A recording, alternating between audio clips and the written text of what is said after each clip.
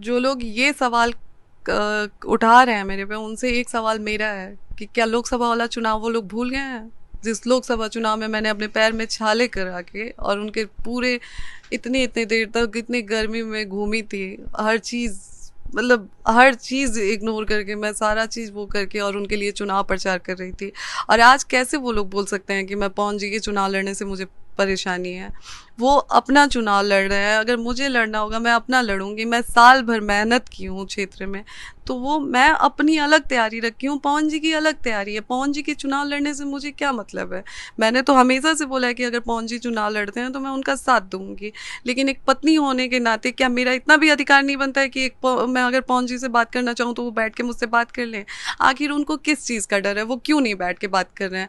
अगर मैं गलत हूँ तो वो आके समाज में बोलें विथ प्रूफ, जैसे मैं बोलती हूँ कि मैं जो भी चीज़ें मीडिया में रख रही हूँ, मेरे पास हर बात का साक्ष्य है। अगर ज़रूरत पड़ेगी तो मैं वो सारी चीज़ें मीडिया में लाऊंगी। लेकिन अभी तक मैं उस रिश्ते को ढो रही थी, क्योंकि मांग में उन मेरे मांग में उनके नाम का सिंदूर है, उस चीज़ का इज्जत रख रही थी मैं। लेकिन कल जो उन्होंने हरकत की है वो बर्दाश्त के बाहर था मेरे। क्योंकि अब कुछ नहीं बचा रह गया, वो सरेआम कर दिए, तो अब मेरे पास कुछ नहीं बचा रह गया। मैम, आप क्या चाहती हैं? मैं इंसाफ चाहती हूँ लोगों से।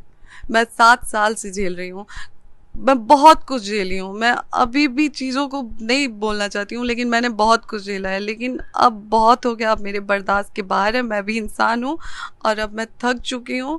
और अब लोगों से मैं इंसाफ मांगती हूँ, क्योंकि कल जो भी चीज़ें हुई थी, मैं अचानक लाइव आई थी और मैंने सारी चीज़ें जो थी, ना कि वो वहाँ पे मैंने किसी को कुछ सिखाया था, और वो घर भी पवन जी का था, वहाँ पे लोग भी पवन जी के थे।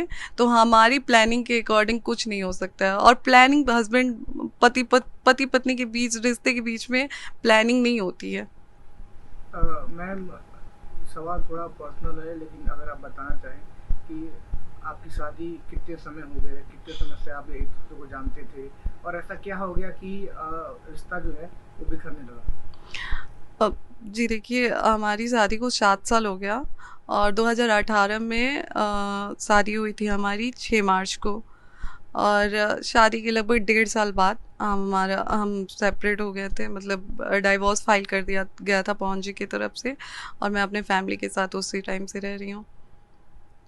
मैम, क्या आप साथ रहना चाहती हैं या अलग रहना चाहती हैं? आपका इस पे क्या रुख है?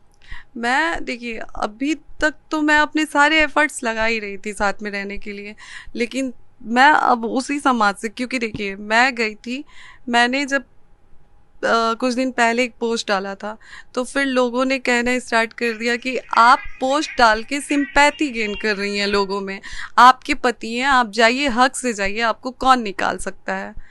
मैं उसी लोगों की, जनता की बात सुन के अपने पति से मिलने गई, बात करने गई। वहाँ पे मुझे जाने के बाद पुलिस बुलाया गया, उनके भाई द्वारा मुझे, मतलब मेरी बेइज्जती की गई कि नहीं आप नहीं रुक सकती हैं, यहाँ पे जाइए। हम लोग पवन जी के रूम में बैठे हुए थे, हम भाई बहन थे सारे, हम लोग बैठे हुए थे। तो वहाँ पे वो बोलते हैं कि इस रूम से जाके दूसरे रूम में बैठ जाइए। तो वहाँ पे पवन जी के रूम से निकाल के हमें दूसरे रूम में भेजा गया। तो क्या मैं एक पत्नी होने के, मैं एक पत्नी हूँ, मेरा इतना भी अधिकार नहीं है कि मैं अपने पति के रूम में जाके रुक सकूँ? शादी के कितने समय तक आप लोग साथ रहे? 1.5 साल तक। इस दौरान क्या आपको प्रताड़ित किया जाता था परिवार के द्वारा या उनके द्वारा, ऐसी कोई चीज़ें? जी जी, हमेशा से किया गया है। आखिर क्या वजह रही होगी इस चीज़ की? वजह मुझे आज तक नहीं पता चली है, और आज आपके चैनल द्वारा मैं उनसे पूछना भी चाहती हूँ कि पवन जी, आप एक बार आप भी आइए, आप भी अपनी बातें जनता के सामने रखिए, क्योंकि आप, ये जनता हमारी नहीं है, आपकी भी सुनेगी। अगर मैं गलत हूँ तो आप आइए, प्रूफ के साथ आइए कि ये ज्योति ने ये किया, इस वजह से मैं ज्योति के साथ नहीं रह रहा हूँ, ज्योति ने ये किया, इस वजह से मैं साथ नहीं रह रहा हूँ। तो आप भी अपनी बातें रखिए, या फिर आप, अगर आपको लाइव आना हो तो लाइव आइए, या फिर आपको इंटरव्यू में आके बताना हो तो इंटरव्यू में आके बताइए। लेकिन बताइए, क्योंकि आज मैं पूरे जनता के सामने आपसे सवाल कर रही हूँ कि मेरी गलती क्या है। आखिर वो भाग क्यों रहे हैं? कोई एक वजह जो आपको पता हो? जी मुझे नहीं पता है, मैं बहुत एफर्ट्स डाल रही हूँ उनसे बात करने के लिए, क्योंकि 7 साल से चीज़ों को मैं झेल रही हूँ और मेरे साथ साथ मेरा परिवार भी झेल रहा है। मेरे साथ साथ मेरी एक बहन है जो कुंवारी है, तमाम तरह की चीज़ें उसको भी झेलनी पड़ रही है। मेरा एक भाई है जो 1.5 साल से अपना पढ़ाई लिखाई छोड़ के और मेरे पीछे लगा हुआ है। मैं ये सारी चीज़ें अब मुझसे बर्दाश्त नहीं हो रही है। मेरे बीमार पापा हैं जो बहुत ज़्यादा परेशान है मेरी वजह से। मैं एक बेटी होने के नाते मेरे बर्दाश्त के बाहर है ये सारी चीज़ें, अब मुझसे बर्दाश्त नहीं हो रही है। मैम देखिए, पवन सिंह एक वेल नोन सेलिब्रिटी हैं, राजनीति में भी हैं। आपको भी सोशल मीडिया पे कई लोग फॉलो करते हैं। ये तमाम चीज़ें अब पब्लिक डोमेन में भी हैं। अगर अब बात की जाए तो ये चर्चा भी निकल के आ रही है कि जब डिवोर्स फाइल हुआ था तो आपने ज़्यादा एलुमनाई मांग लिया था, ज़्यादा पैसों की डिमांड की, प्रॉपर्टी की डिमांड की। इस पे आप कुछ कहेंगे? जी देखिए, वो कोर्ट का एक प्रोसेस होता है। अगर आप छोड़ते हैं तो आपको भरण पोषण के लिए कुछ दिया जाता है जो पति द्वारा दिया जाता है। अगर आप पता नहीं कैसे लोग हैं, समझते नहीं है कि अगर मैं ना भी मांगूं तो मुझे मेरे पति में जो है वो मेरा अधिकार बनता है, तो मेरा अधिकार है वो, और मैंने मांगा नहीं है। अगर ऐसा कुछ होता तो वो एक प्रोसेस होता है जो पत्नी के भरण पोषण के लिए दिया जाता है। आप बताइए, आज समाज से मैं पूछती हूँ कि अगर मुझे पवन जी छोड़ देते हैं तो मुझे मेरे पास कुछ है जीने के लिए? मैं बीए फर्स्ट ईयर में थी जब मेरी शादी हुई थी, तो मुझे तो अपनी पढ़ाई भी पूरी करने का टाइम नहीं दिया गया। यहाँ पे पापा से बोला गया कि पेपर था जब मेरी शादी हुई थी, उसके 10 दिन बाद मेरा एग्ज़ाम था। मुझे बोला गया कि आपको आगे हम लोग शादी के बाद पढ़ने देंगे, और शादी के जस्ट बाद हमसे बोला गया कि आप अपने पापा को फ़ोन करके बोल दीजिए कि आप नहीं पेपर नहीं देना चाहती हैं। पवन सिंह से शादी हुई है आपकी, आप आगे पढ़ेंगी, लोग क्या कहेगा? ये सारी चीज़ें ऐसे ऐसे दबाव दे के मुझे पढ़ने भी नहीं दिया गया।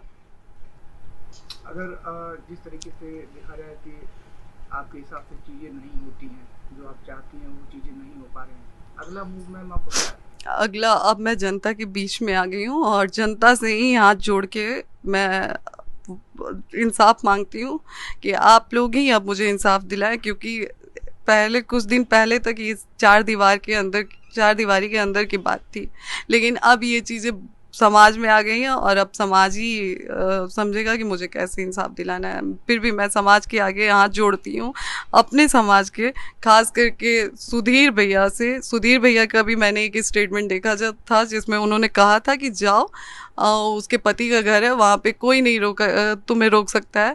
तो आज मैं गई थी सुधीर भैया, और आज आपका फ़र्ज़ बनता है कि आप आए और हमारे लिए हमें इंसाफ दिलाएं। खास करके सुधीर भैया से, ब्रिजभूषण भैया जी से, और धनंजय भैया जी से, सुशील भैया से, ब्रिजेश भैया से हाथ जोड़ के विनती करती हूँ। आज आप ही के समाज की बेटी आप लोगों से इंसाफ की भीख मांग रही है, आप लोग मुझे इंसाफ दिलाइए।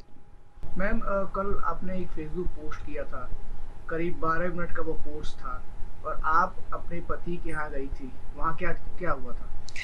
जी देखिए, मैंने 2 दिन पहले पोस्ट किया था कि मैं आपसे मिलने आ रही हूँ। मैंने रिक्वेस्ट किया था, उससे पहले भी एक पोस्ट मैंने किया था, और पवन जी को मैं कॉल कर रही थी, मैसेज कर रही थी, पर वो कॉल उठा नहीं रहे थे और मैसेज का रिप्लाई नहीं दे रहे थे मेरे। और उनकी अम्मा को भी मैंने कॉल किया, अम्मा के फ़ोन में मेरा नंबर ब्लैक लिस्ट में है, तो उनके भी कॉल नहीं लगा। फिर उनके भाई ऋतिक जी को भी मैंने कॉल किया, उन्होंने भी कॉल नहीं उठाया। फिर मैंने एक पोस्ट के ज़रिए उनको भेजा कि मैं आपसे मिलने आ रही हूँ, क्योंकि उससे पहले एक पोस्ट करके मैंने उनसे रिक्वेस्ट किया था मिलने के लिए, पर वो मिल नहीं रहे थे। तो फिर मैंने पोस्ट डाल के बोला कि मैं उनसे मिलने आ रही हूँ, और मैं दूसरे दिन मिलने के लिए निकली भी। हम लोग सुबह लगभग 9 बजे पहुँचे थे उनकी सोसाइटी में। जब हम लोग वहाँ पे पहुँचे तो गार्ड से हम जब उनके फ्लैट में जाने के लिए हम लोग गए, तो गार्ड हमें जाने नहीं दे रहा था, बोल रहा था कि ऊपर से मना किया गया है, आप लोगों को ऐसे नहीं भेजा जा सकता है। तो उसके अभी इतना बातचीत हो ही रहा था, मैं बता ही रही थी कि मैं उनकी वाइफ हूँ, मुझे उनसे बात करना है और उनको पता है कि मैं आ रही हूँ। तो बोले मैडम ऊपर से मना किया गया, हम ऐसे नहीं जाने दे सकते हैं आपको। फिर वहाँ पे पुलिस 2 गाड़ी से पुलिस आती है 15-20। अगर आप लोगों को चाहिए तो पवन जी के सोसाइटी में जो कैमरा लगा होगा उनके बिल्डिंग के नीचे, जी उनके द्वारा बताया गया कि पवन जी ने बुलाया था पुलिस को। बाद क्या उसके हुआ? बाद वो लोग बोले कि तुम बता के आई हो, तुम पूछ के आई हो। मैंने बोला मेरे पति हैं और मैं किससे बता के आऊँगी? अगर मुझे उनसे मिलना होगा तो मैं आऊँगी ना, मेरा हक है उनसे बात करना, मिलना। और फिर भी मैंने एक पोस्ट डाला था, मैंने उनको भी बोला। फिर वो लोग तमाम तरह का क्वेश्चन कर रहे थे, मुझे परेशान किया जा रहा था उनके द्वारा। उसके बाद फिर उनके भाई को मैंने कॉल किया, ऋतिक जी को, उनको पता चल गया था कि मैं वहाँ पे आई हूँ। तो उस दिन उन्होंने एक कॉल पे मेरा कॉल उठाया और फिर कॉल उठा के उन्होंने बोला कि मैं 10 मिनट में आता हूँ, तो आके आपको ले चलता हूँ। वो आए 10 मिनट बाद और फिर लेके मुझे ऊपर गए। ऊपर लेके गए तो हॉल में सब लोग ऐसे ही बैठा हुआ था। पवन जी थे, उनके बड़े भाई गुड्डू भैया थे और उनके स्टाफ लोग थे, ऋतिक जी थे और एक धनंजय भैया करके हैं। तो ये सारे लोग थे। वहाँ पे हम लोग गए, बैठे। अभी पवन जी से मैं बात करने का सोच ही रही थी, तब तक उधर से गुड्डू भैया बोलते हैं, जो उनके बड़े भैया हैं, वो बोलते हैं कि ज्योति बात करना है करा, लेकिन ये यहाँ मतलब इधर तो रुकबू ना। हम बोले क्यों भैया, मेरे पति का घर है, अगर हम आए हैं तो क्यों नहीं रुक सकते हैं?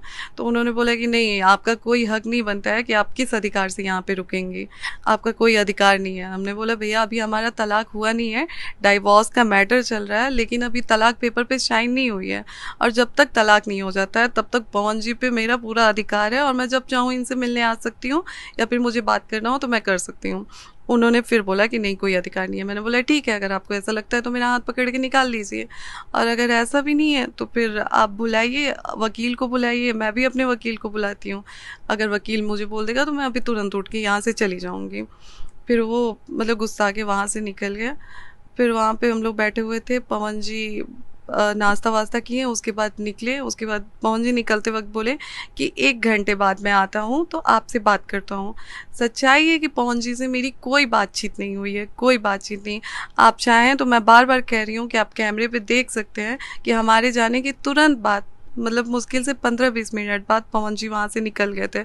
उस 15-20 मिनट में पवन जी से हमारी कोई बातचीत नहीं हुई थी। पवन जी ये बोल के निकले कि 1 घंटे में आता हूँ तो बात करता हूँ। पवन जी, ऋतिक जी और गुड्डू भैया तीनों लोग एक ही साथ निकल गए और उनके निकलने के जस्ट थोड़े देर बाद वहाँ पे फिर से पुलिस आ जाती है 15-20 ठो, और आके मतलब उल्टा सीधा बोलना, जिसकी मेरे पास वीडियो भी है। लास्ट में मैं आपको दे भी दूंगी वो वीडियो।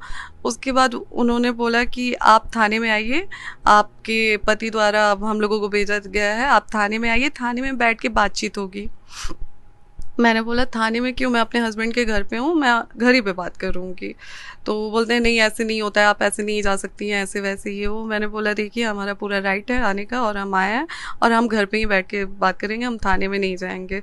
तो उन्होंने बोला कि अगर आप ऐसे करेंगे तो हम FIR कर देंगे आप पे। किसने बोला? वहाँ के SHO थे, उनका नाम शायद भूपेंद्र सिंह शायद नाम था, वो भूपेंद्र के उपेंद्र कुछ ऐसे ही नाम था। मेरे पास वीडियो है जिसमें उनका नाम मैंने पूछा, उन्होंने बताया। तो ये सारी चीज़ें हुई। उसके बाद फिर वो लोग चले गए, फिर थोड़े देर बाद आते हैं। ऐसे करते करते 3-4 बार आए वो लोग, 3-4 बार आए, 3-4 बार हमारी बातचीत हुई। चौथे बार में वो लोग अंदर आ गए जिस रूम में हम लोग मतलब थे। आप कहना चाहती हैं कि पुलिस के द्वारा आपको बेवजह परेशान जी किया जी बिल्कुल। फिर वहाँ पे जब हम लोग दूसरे रूम में बैठे हुए थे तो रूम में आके वो लोग ऐसे बोलने लगे कि निकलिए निकलिए, घर में लॉक करना है, यहाँ पे ताला लॉक करना है, आप निकलिए, उनका आदेश है, आप पवन जी का आदेश है कि आपको पुलिस कह रही थी? जी। हम बोले कि आप वारंट लेके आइए, आप हमको अरेस्ट करने आई हैं, किस बात के लिए अरेस्ट करने आई हैं, वारंट लेके आइए आप। ये सारी चीज़ें कल लाइव वीडियो में भी थी जो दिखाई गई थी। और देखिए ये जो लोग कह रहे हैं कि ये प्री प्लानिंग था, ऐसा कुछ नहीं था, क्योंकि लाइव में अचानक आई थी और वहाँ पे जो चीज़ें हो रही थी वो मैंने लाइव आके दिखाया है, ना कि अपने अकॉर्डिंग वीडियो शूट करके दिखाया है। तो ये सारा सर जो लोग बोल रहे हैं कि ये प्लानिंग करके मैं गई थी कि ऐसा करना है वैसा करना है, ये गलत है।